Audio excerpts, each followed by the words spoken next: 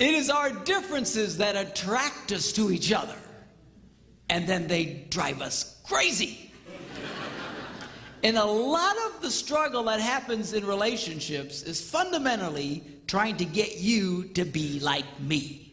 Why can't you be like me? Why can't you be more like me? Why can't you think and act and respond like me? Because he ain't you, that's why. All right? And we start really fighting fundamentally who they are. It is the craziest thing. There's something wrong with all of us. I don't know what it is. But we feel that difference. And we go, oh, there's something really special about that person. Yeah, you know what it is? They're the exact opposite of you. You finally found someone who's just the flip side of the coin and go, oh, yes, yes, yes. And there's that sense of completeness, you know, because, you know, together you guys make a good person. All right? But because we're all a little unbalanced. We need that person to balance us out. But then we get married and, oh, man, it just starts driving us crazy. Now, what I've discovered is most couples don't understand what those differences are. They know there's something there, but they don't really get it. And we start fighting against fundamentally what the other person loves the most about life. Because what they love the most about life is usually not what we love the most about life. And couples have a real hard time expressing these feelings and these emotions and finding a way of clarifying just exactly who they are on the inside. And we've developed a program that helps couples to do this. It's called The Flag Page, and it was written by a good friend of mine, Larry Bellata, a brilliant man who discovered the key to helping people succeed is showing them what's right about them, not what's wrong with them. So much of our efforts to help people starts with the premise, well, let's find out what's wrong with you. A lot of couples counseling is, let's focus on what's wrong with you. Now, I don't know how many of you are aware of this, and if you're a counselor or something here, you know, and you have a different result, don't get mad at me or throw anything. But the truth of the matter is, most people are not aware of it, but most counseling fails miserably. By and large, they have an 80% plus failure rate. Can you imagine going to a doctor where 80% of the people came out dead? That's contemporary marriage counseling, marriage therapy. And I'll tell you what, churches, pastoral counseling, marriage counseling, isn't much better. Some of them is equally as bad. That's why a lot of pastors hate doing it. As soon as the church gets big enough, they hire somebody else to do it. Because it sucks the life out of them, and it's frustrating, and they're not succeeding. They want to give up on the deal. One of the reasons why they struggle and fail so much is because the premise is wrong. They start focusing on what's wrong with you. You know, they bring in a couple and say, okay, well, what's wrong? Well, why is that wrong? Don't you think it's wrong to do what's wrong? It's like trying to lose weight by thinking about food all day long. They're focused. We have discovered if you get people to discover what's right about them, they come alive. It changes the dynamic. And while so many people have an 80% failure rate, using this approach, we have discovered an 88% success rate with couples. No one was more shocked than I, because I was like a lot of other ministers. You know, ministers, we do marriage counseling by default. You know, they come to their minister, they want help, and okay, you know, we get like one class on it kind of thing, you know, and we typically just beat you over the head with the Bible, you know, and hope you change. But you know, I failed just like everybody else. And when we started using this approach, the turnaround in couples' lives, and I just went, wow, this is absolutely amazing. And we continue to fine-tune and develop this program, and we use it with couples all across America, all over the world actually, to help them discover what's right about them. We call the program The Flag Page. And this program is a very unique program. I don't know how many of you have ever taken a personality test or anything like that. They ask 250 questions and stuff, and I hate those things as much as you do. That's not what this is. This is not a personality test. We don't care about your personality. Twisted as though it may be, okay? This program focuses on one thing, and that is, what do you love about life? What is important to you? That's it. We try to measure passion. All right. Now, It's a test that you do online. You go on the computer, you go online, you enter a code. You have to purchase this little code, and you enter the code, and then you can go in and do the program. The program consists very simply of 3 steps. It's so simple. When I first took it, I thought, this is stupid. It can't possibly be accurate. And I was blown away by the results. But the 3 steps are very simply. Number 1, it gives you a list of words. And then you simply click all the words you believe describe you. Now, this is not what you wish you were. All right? Because a lot of you girls, you go, oh, I wish I was that, I wish I was that, I wish I was... you'll just look like somebody else is all it is, okay? You'll look like what you wish. We don't care about that. Don't think in those terms. This isn't what you wish you were. This isn't what your mama told you had to be, okay? This is, yes, that describes me, yes or no. Boom. You pick the ones, you click a button, you go to step 2. You rate on a scale of 1 to 10 how specific words make you feel. 10 makes me feel great, 1 not so good, 5 in the middle, whatever. Then you get step 3, where you prioritize those, the ones that are the most important to you. You push the button, and then in seconds, you get this printout. We call it the flag page. On this program, it'll show you why you act the way you act, why you react the way you react, where you're most likely to succeed in life, and most importantly, the 5 things that you love the most about life. Now, let me explain very briefly just the top portion of it. That's the most powerful part of it. And we're going to start with this area in the corner here that shows these pictures. What we do, the first thing this thing does is breaks you into 4 temperament categories. Control, fun, perfect, peace. We call them countries. Fun country, control country, perfect country, peace country. Why? Because it's like coming from different countries. Different countries have different traditions. Different countries have different ways of looking at things. I used to use the analogy of like someone from China trying to relate to someone from Yugoslavia or something. But we discovered a really better example is like someone from the United States trying to relate to someone from England or from Australia or from South Africa. Why? Because we all speak English. We assume, there's a general assumption, we understand each other. But if you've ever been in these countries, you can find out in a hurry, different words mean different things. And you can insult people very, very quickly. We were in England some years ago, and I met this young couple, and they had this little boy about 2 years old, little toddler running around. I love kids, and I'm goofing around with this little kid. And at some point, I said, come here, you little bugger, and I'm reaching to grab him. All of a sudden, the parents grab his hand and just storm out of the room. I was stunned. I looked at the guy next to me, I said, so what happened? He said, well, over here, a bugger is a homosexual.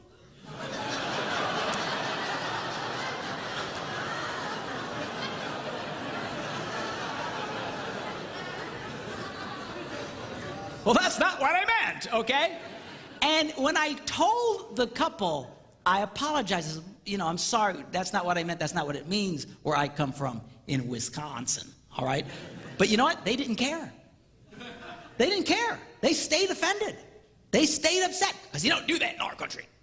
I don't know how many of you follow little political things, but when the first President Bush went over to Australia, he was in a motorcade, and he was waving at the crowd, and he was using some hand gesture, I don't remember what it was, but over there, it's the equivalent of flipping everybody off.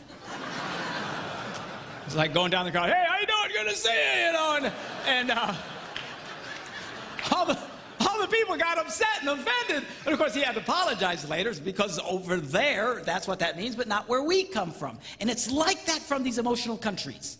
We have our way of viewing things. We have words that mean certain things, and we're motivated by different things than people from other countries.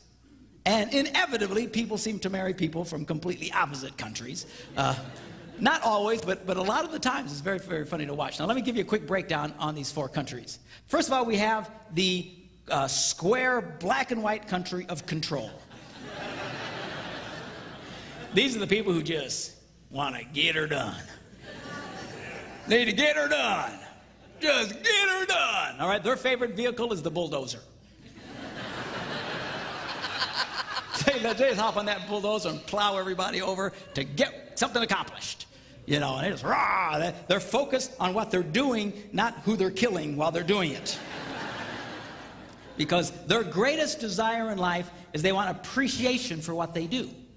They want appreciation for it. I want you to appreciate me. I told you last night how men like to be appreciated. Men like this really want to be appreciated. But there's women like this too. They want appreciation for what they do. Now, these people generally, depending on how passionate they are about it, they're so strong about it that the last thing in the world you want to do is appreciate them. Right? In fact, we'll say things like, dear God, don't appreciate him. Right? So we all, the rest of us from other countries, feel it's our God-given responsibility to deny them what they want the most. And then we wonder why people get upset. We wonder why they feel depressed. We wonder why people struggle in life. Why? Because what they desire the most is being forbidden to them by everybody closest to them in their lives. You're not helping your spouse by denying what they want. It'll seem odd to you because you don't want it. I mean, to all of us, you know, that's weird. And in every country, they each have something that to the rest of us seems weird. But to them, it's breath and life to them. These people want to be appreciated. They like words like grasp, control, get her done, appreciate, accomplish, achieve. That's the world that they come from. All right? Then the next one is we have the star-shaped country of fun. Guess where I come from?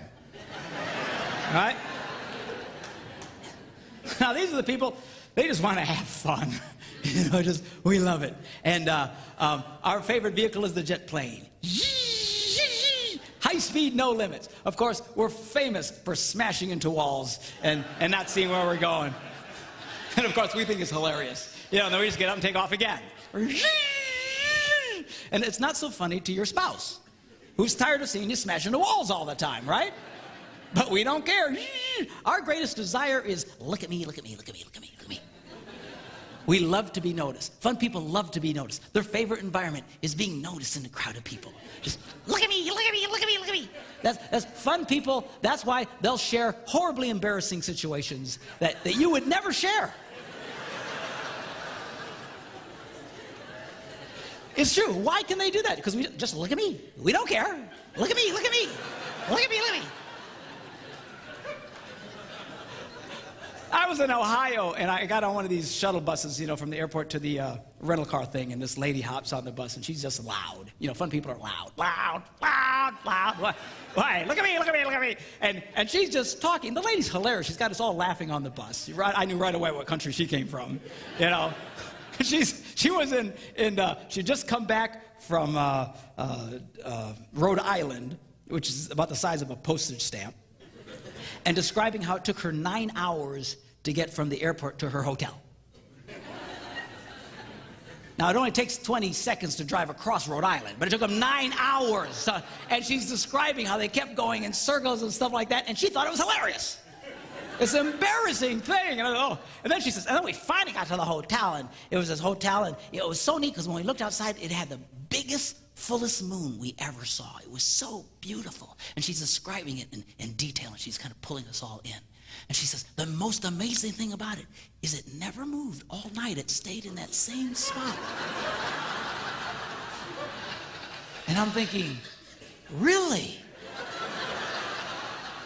And she says, the next morning we got up, we saw it was a big lamp right outside our window. Oh my God. Oh, I felt so stupid. You know, it was...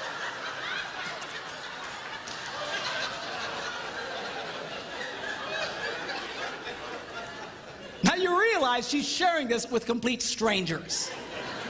She doesn't care, all right? She just loves to have fun and loves to be noticed. We're not real big on details. You know, we're a little scattered brain. We're the kind of people who'll go to a shopping mall and we'll come out and we have no idea where the car is. And we think it's hilarious. I couldn't find a car for an hour.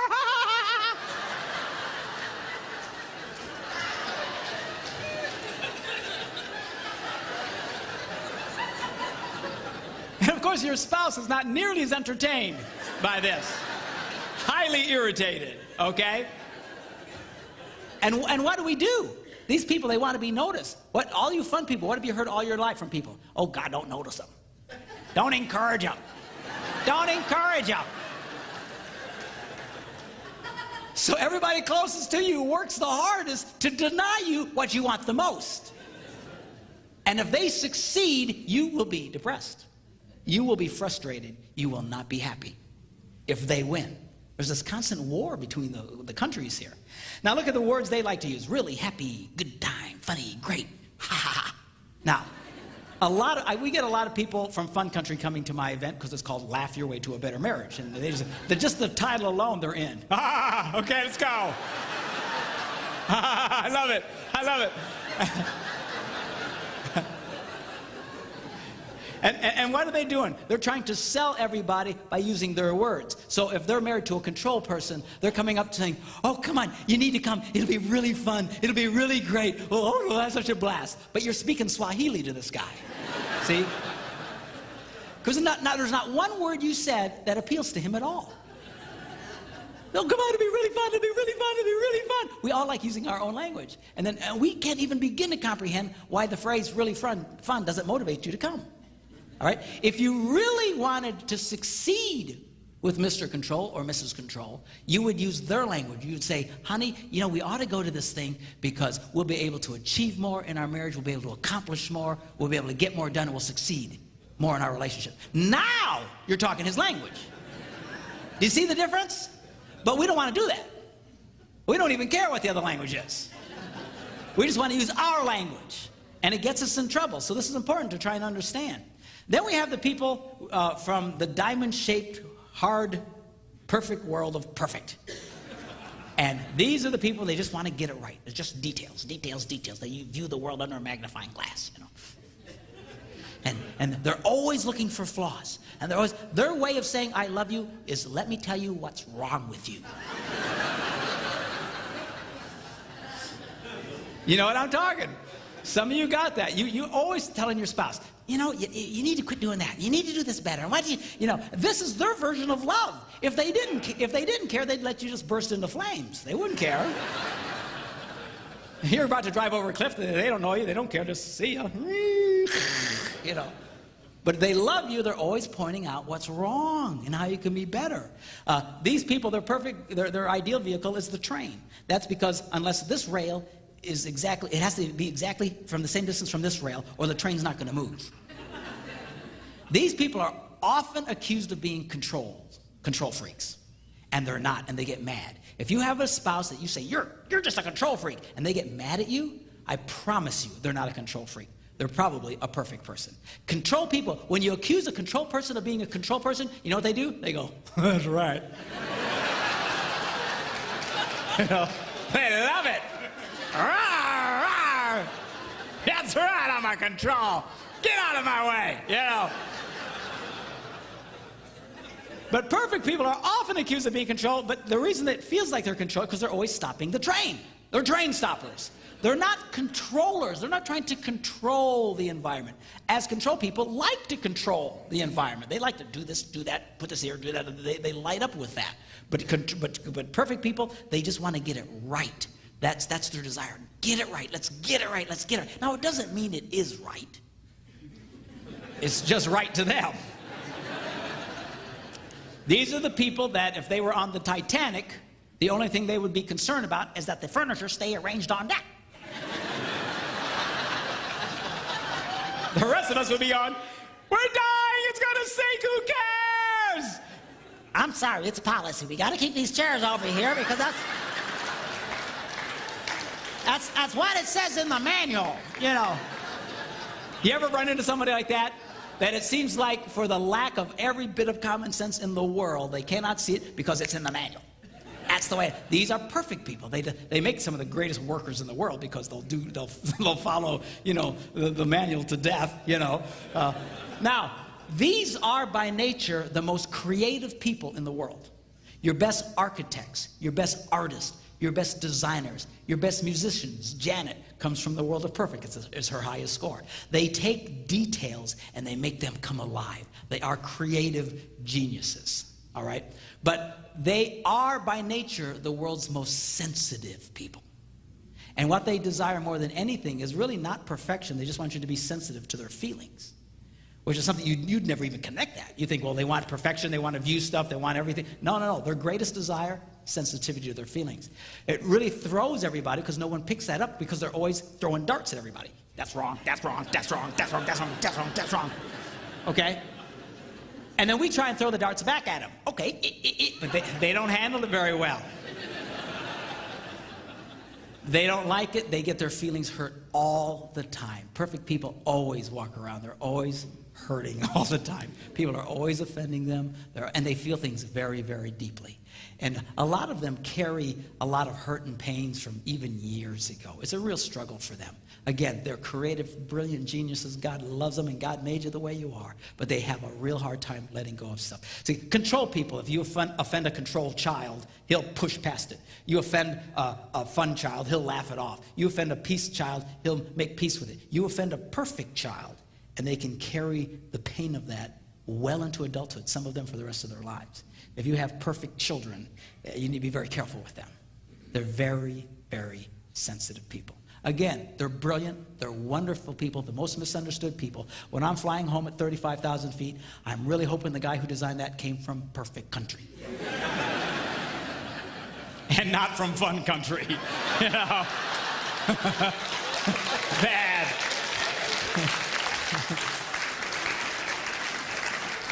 Because all we care about is that it looked cool.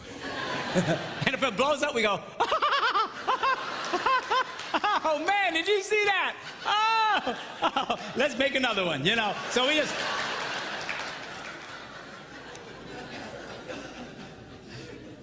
They like words like ideal, right, details, feel, that sort of thing. All right? Then we have the final country, the country of peace. These are the people who just want to get along with everybody. Can't we all just get along? I call it the Rodney King motivation. Can't we all just get along? You know, their favorite vehicle is the gondola on calm waters.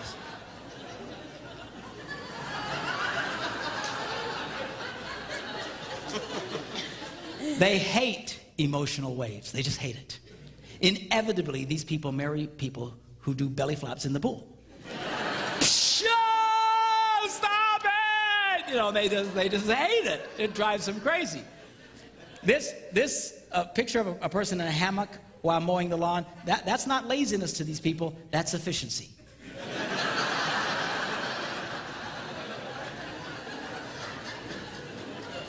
Stay calm. Just stay calm. They like words like no hassle, the easy way, relax, low maintenance, smart. You know, they just like doing things, you know, with as little discomfort as possible. Now, these people's greatest desire, the control and fun, they're the easiest to recognize what their desire is. Perfect and peace is harder. Perfect, I explained to you, but peace people, what their greatest desire is for you to respect who they are. That's what they really want. The problem is, these are the easiest people in the world to disrespect. It is because they're so nice. And they're so placid and so bendable. They're just... And when anybody from the other countries run into a peace person, we immediately think, here's a chance for a convert.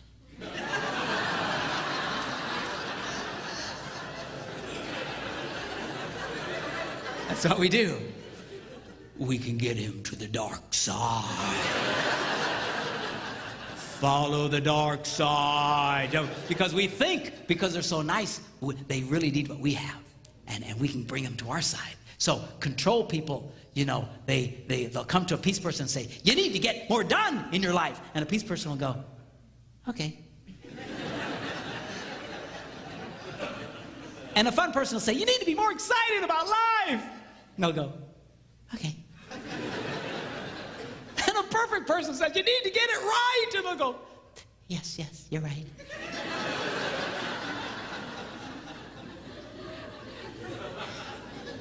And you can push them along just so far. These people will all of a sudden shut down on you in a heartbeat.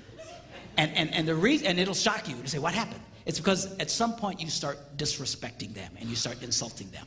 They'll put up with a lot because they're peace people. By nature, they'll suffer the slings and arrows of many outrageous fortunes, okay? But you start insulting who they are, they'll shut down on you, they'll go cold, they'll get really upset. A control person pushes too hard, it makes a peace person feel stupid. You make a peace person starting to feel stupid, they'll really get upset with you. A fun person can make them feel like a dud. You make them feel like a dud, they'll shut down. You know, a perfect person making them like a failure. You start making them feel that way, you're insulting them, they will shut down on you. If war breaks out between the other 3 countries, these people all hide.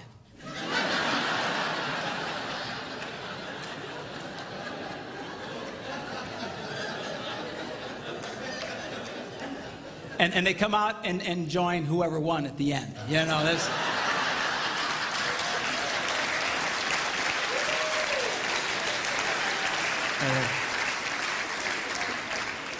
which makes the other 2 want to kill him. Okay? So that's the temperament thing. This is just the beginning. This is why you act the way that you act, the way that you approach life. Then what this program does is it measures what we call your hard motivations versus your soft motivations. Now, soft means calm, patient, peaceful, low-key, easygoing. Hard sounds bad, but it's not bad. It's great. It's wonderful. Strong-willed, bold, born leader, organized, self-sufficient people. These are wonderful, wonderful people.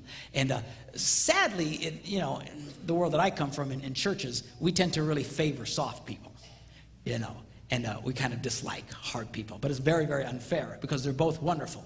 You know, God has both in him. Thou shalt not is pretty hard, right? When Jesus was whipping people and throwing them out of church, that's a little on the hard side. All right, but then he also was compassionate and forgave people even their most outrageous offenses, and that was his soft side. So, you know, while God is perfect, you know, we have varying degrees of all this, and this program actually measures this in you, and it's very, very interesting. And then we'll stop with this part of it, but this is what we call the flag, hence the name flag page. And this shows you your top 5 motivations, the 5 things you love the most about life, and we do them in order of importance to you. And this is really significant because oftentimes couples not only fail to appreciate what the other person loves, but they criticize it in them. And when you start criticizing what the other person loves the most about life, it really causes a great deal of pain. And you start tearing at their heart. We have a phrase that says, don't step on my flag, you know. And the problem is, we all appreciate the things that we love the most. When we see your spouse's flag, you don't get nearly as excited about it. You get thrilled by your own, but you look at theirs and go, oh, that's too bad.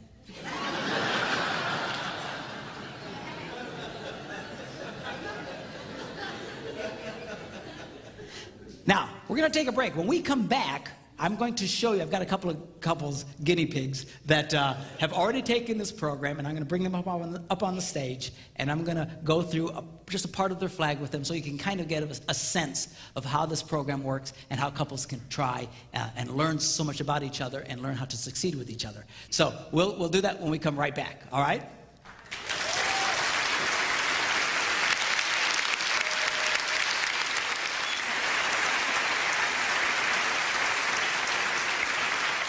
Okay, we have with us now Keith and Dana Stasser. Is that? Stacer. Okay.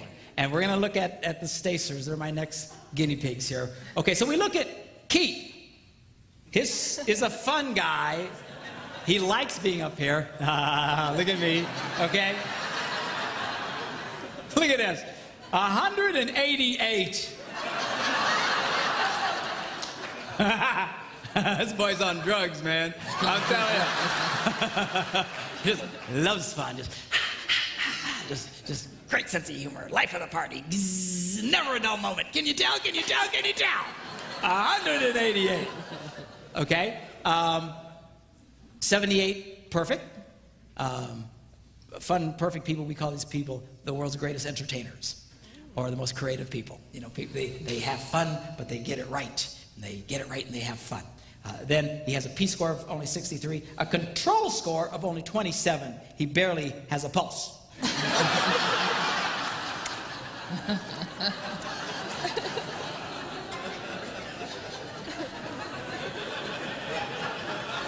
Who just happens to be married to...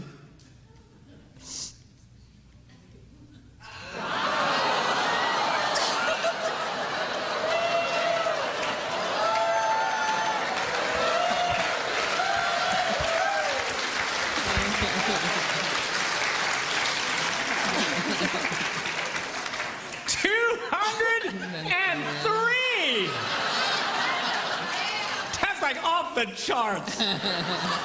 You know how rare that is to see someone with 200? 200, get her done. This girl's so, Mr. 23 Control is married to Mrs. 203 Control. What a shock! I can't believe it, you know. Oh, I'm gonna cry.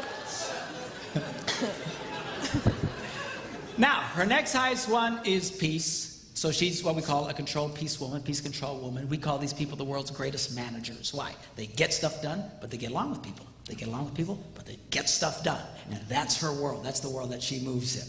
Okay? Now, whoops, wrong button. Keith, we measure here his hard and soft. Look at the difference here. 89.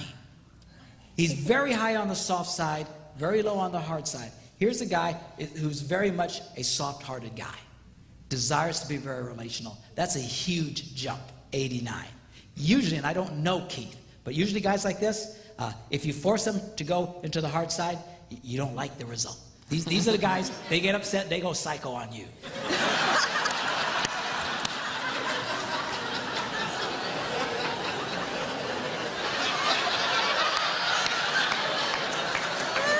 That's hilarious. They'll use a bomb to kill a fly.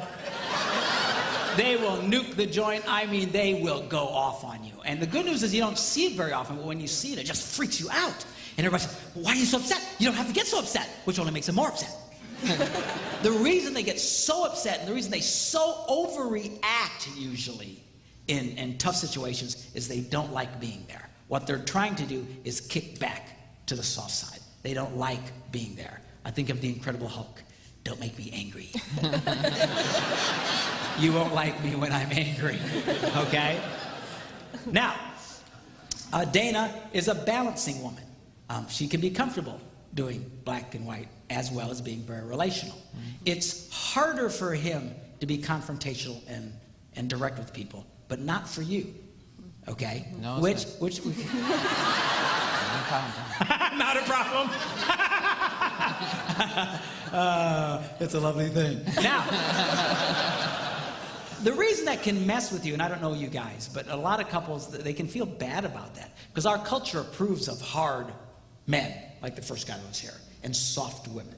We don't particularly care for tough women and soft men.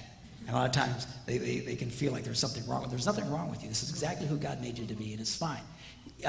You might find yourself in a situation where you'll be saying to him, why can't you tell the kids no? Why can't you call that guy and say that? Why can't you be a man? Or whatever words you want to use. The thing is, it's because he doesn't like that. If it's confrontational, if it's hard, he will let you take over really quickly. And that's fine. There's nothing wrong with this. In fact, a woman who's a big control, tons of confidence, quick to action, she just, there's nothing wrong with that. It's great. And a lot of times in churches, we criticize strong women, particularly women who by nature are quick to make decisions, quick, and to lead, and especially in tough situations. And we think, you're usurping authority. Baloney. They're not usurping authority. See, we misunderstand that in this nation, in this Western culture, because we think authority is tied to what you do. Whoever does the most has the authority. Wrong. In Eastern culture, they understand authority is not based on what you do, it's based on who you are. See, they have kings and that sort of thing. We fought wars to get rid of kings, but they have kings and stuff. And whether a king is a great king or a bum is irrelevant. He's still the king. They understand that. It's based on who you are, not what you do. And we have a hard time with that. Even in Eastern religious culture, a lot of their worship songs celebrate the Christ and the inherent Godhead that was in Jesus, and they celebrate Christ for who he is. In Western culture, our songs are all about, let's celebrate Jesus for what he's done. See, everything's about doing here. And we misunderstand. We think because a woman's doing a lot, she's taking, no, that has nothing to do with authority. Best example of that in the Old Testament is when you read the story about Joseph in Egypt. The Pharaoh put him in charge of everything. Joseph made every decision about everything. He called all the shots in Egypt. The Bible says there was that one thing that Joseph was not in charge for and responsible for. If you came into Egypt, you'd have swore Joseph was the Pharaoh. But was Joseph the Pharaoh? Never. Never. Never at one time did the people even think he was the Pharaoh. Why? Because they got it. I don't know what the Pharaoh did. Sit around eating bonbons all day long. I have no idea. But it was irrelevant. What you do does not make you the king. It's who you are. Okay? I don't know if that helps at all a lot, but it's good for you to be who you are. This is the way God wired you, Miss 203, control. And tons of confidence. I can do anything. And don't get in my way. Okay? And she loves that. Now, Miss, tough girl is married to Mr. Sincere at Heart. He's a warm, fuzzy guy. Again, thoughtful, genuine, compassionate, likes to have fun, never a dull moment, faithful, and she's this quick to action, confident, optimistic, I can do anything, anything's possible, come on, follow me, da, da, da, da, da, she loves it. Also, Sincere Heart also has the great sense of humor. Bottom line, if she gets this fulfilled in her life, you just looking at these words makes you feel good, doesn't it? Oh, yeah. I'm telling you, you have to do it to see it. I look at other people's, I think that's nice, but when I see mine, I always go, I love it. That's how powerful this stuff is. And the same for Keith. When he sees that, he just goes, yes, yes, that's me. This is wonderful. This is great. The problem is now, if you want to have a bad marriage, you just start criticizing him for these things. Always goofing around, everything, you got to be real about everything. You never, goofing off, you got to quit goofing off. You need to be more serious about life. What's the matter with you? Okay? You criticize her for always trying to be in charge. What's the matter with you? You always think everything's going to be great. Sometimes things are lousy.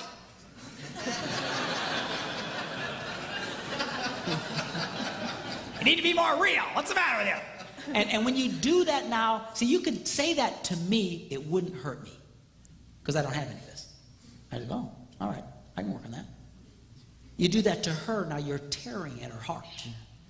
You're tearing at who she is. A lot of times what you criticize most in your spouse is what they happen to love the most in life. You don't even know it. They've never told you. And then you wonder why you're struggling and why you're hurting each other so much. This program will help you discover it. Let's take a look at Dana and Keith's rules for feeling loved. Dana's rule for feeling loved, tons of confidence. Encourage and release me to go to the next level. She wants you to approve of her being this big control, get her done chick. Yeah. That's her number one rule for feeling loved. That's right. You know that number, and she's got number 2, 3, 4, and 5, by the way. She hasn't done all this yet, okay? Right. But you work this through, and you come up with her 5 rules for feeling loved.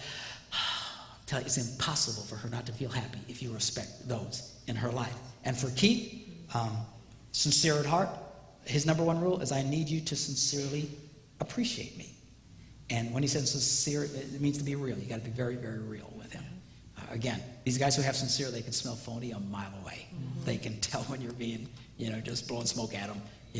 The more real you are with him and you appreciate him, the more he'll come to life. And again, he also has 2, 3, 4, and 5. And again, you get these 5 rules in their lives, and these people will come to life, and they will succeed at a level. And check it out, neither one of them has to change. And they can be completely happy. I believe you could stick virtually any 2 people in the world together. This is not eharmony.com, okay? We do not care about that. This isn't trying to find, why are we the most alike? It doesn't matter if you have exactly the same stuff or you're totally different. Bottom line is if you will respect, honor, and encourage each other, just these 5 things. Stop and think about that. You do this program, I can show you 5 things. If you will do those 5 things, you will have a happy wife. Take it to the bank. You do these 5 things, I can show you how you can have an absolutely thrilled and encouraged, happy man in your life. But a lot of us don't even know what they are. We never talk about it. That's the power of this program. All you have to do is when you do the program, again, you just have to go online and enter the code. Now, when you buy my book, where's a copy of the book? There's a copy of the book over here. Very professional on the floor here. Okay, here we go. Here's a copy of my book.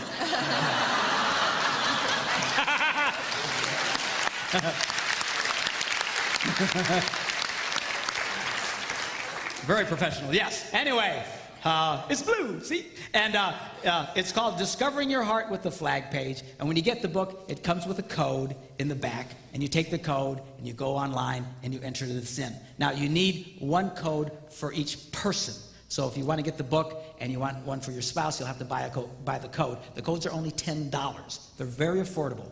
And it's certain for $10, man, to find out what you can find in this thing is absolutely life-changing. And I'll tell you who this is really great for. Teenagers. Yeah. Nobody's more confused about who they are in life than a teenager. And unlike an adult who wants you to understand them, teenagers don't want you to understand them. It's true. They're blowing smoke all the time trying to confuse you. You get this program and you'll find out. And this can be life-changing. I had a man who came up to me about a year and a half ago, and he looked at me and says, I want you to know something. You saved our family. Wow. I said, what do you mean? He said, we had a daughter who was so different from us. We never understood her, and we were always at war with her. And she was always in trouble, and she was always depressed, and she tried to commit suicide. Raised in the church all her life, tried to take her life. We were so heartbroken. He said, we heard about this program and your book, and he says, we did this with her. And we came up with her 5 rules to feel loved. And when I saw her 5 rules to feel loved, he says, I wept. Because I realized I had been breaking all 5 of those all the time. And he says, and sincerely, Pastor, he says, I never knew it. I never knew. But when I saw that, I determined I'm going to start respecting what this young girl needs. He said the change in her was dramatic. And it is. When you start giving people what they truly need in life, the change is powerful and dramatic. He says the turnaround in her attitude changed. She was up and positive. She's in school today. She's even thinking about going into the ministry. That was the power of understanding her heart and recognizing who she is. There's lots of reasons why we struggle with this today. Lots of psychological and sociological reasons that I talk a little bit about in the book, but it doesn't matter. Who cares why we're where we're at? You and I don't have the power to change our culture. Just so that you know, our culture, the way it is today, has given people, we've given birth to entire generations now who are completely clueless about who they are. It wasn't like that for a very, very long time throughout history, but it is that way now. This program will help you to center on the inside, understand who you are, who God made you to be. And I'll tell you who really was impacted by this program and fell in love with it big time was me. Because all my life I had been criticized for doing and being who I was. Are you kidding? A pastor? You know what's on my A box? Good on stage. Fun. Loves people. Inspiration. You know, I love to make people laugh. And the static I got all my life, you can't do that. You can't get up in the pulpit and start goofing around like that. What's the matter with you? You don't always got to be in front of people. You need to be more humble.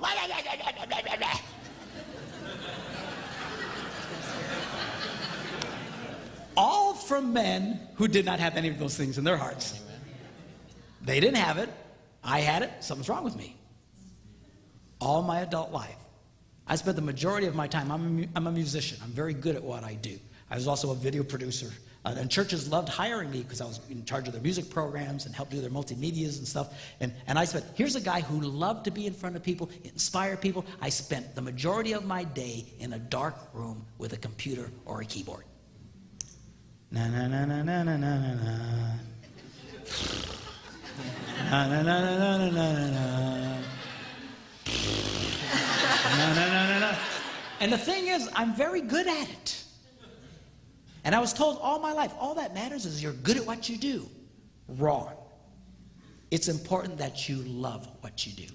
And when I saw that printout, I was heartbroken. And I said, oh, yeah, that's me. It's too bad. Seriously, I thought that was what was wrong with me. And Larry, the guy who developed this program, was showing this to me. He says, no. This is what's right about you. I said, no, it's what everybody hates about me. He said, well, I don't know what they hate about you, but this is who you are. And you need to be this. And I remember taking it to the senior pastor where I worked. And he says, is this really how you feel? He says, yeah. I said, man, you need to change your life. And he helped me launch into what I'm doing today. And now I'm touching millions of people's lives, doing all the stuff everybody told me I couldn't do.